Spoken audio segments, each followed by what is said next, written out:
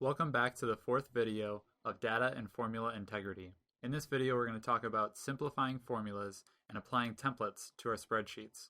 Let's get started. You may remember this spreadsheet from the intro video to this topic, and we were trying to calculate the yearly income for an employee. And we said that their hourly rate was $18 an hour, and for $18 an hour, the yearly income of a person who made that much money would get $44,460. The problem is there's a whole bunch of math in between there. $18 to 44 grand. How does that even compute? And of course there's math behind here. So if I hit F2, you can see that I'm multiplying by 8, 5, and 52 weeks. But the thing is that the average user, especially if this is just a printout, has no idea what that represents. And I mean, I do this all the time. You'll go in, you'll try to calculate something real quick, and you yourself know what you're doing. But then if you ever have to use this same thing again, you basically have to redo it 100% because this is meaningless 2 weeks from today. So let's go ahead and start simplifying this formula and create a template on this side. But before we do that, first lay out all of the inputs to this problem here. So, and actually before I do that, let me get rid of this ribbon real quick. Control and F1 will hide that ribbon. And somebody tells us that this person is making $18 an hour. They get an overtime rate of 1.5 times their regular rate.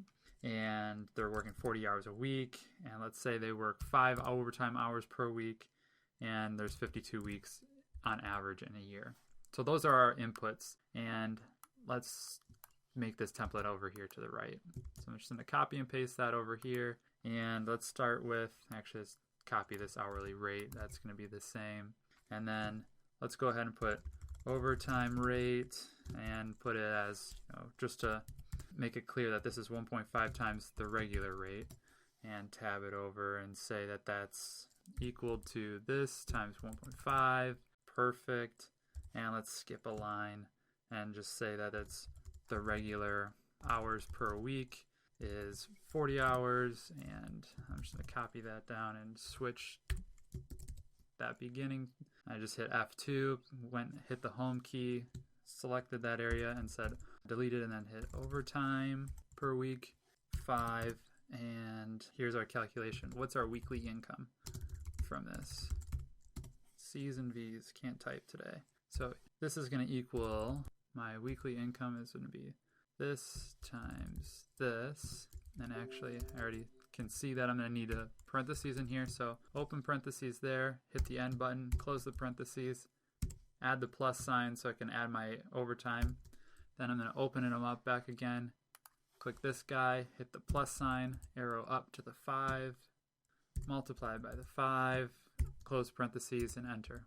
So $855 a week, and the number of weeks in a year is on average 52.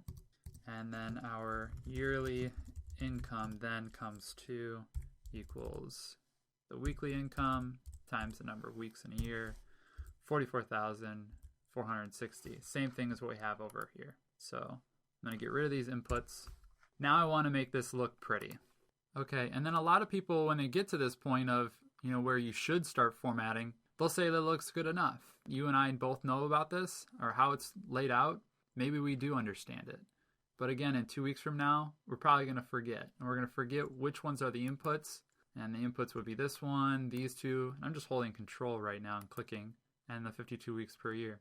So we want to make sure that we highlight those yellow. And these ones kind of look like they're left aligned for some reason, so let's right align them. They're still not kind of lined up with all the other numbers, so let's change it to accounting, get rid of the decimals. This guy has a decimal, let's get rid of that decimal. So it's starting to look a little better, but there's no emphasis on these formulas, so let's make this bold and this guy bold, and since it's a formula and kind of doing a calculation, let's put a border on the top of that. Bottom border in this cell, and then since this is the total, let's put a top border and a bottom thick border. Again, this is looking good, but it's all lined up to the left, perfectly on the left. I'd rather have something kind of indented in, and in this case I think I want to put all of the the unbolded descriptions pushed in on an indent.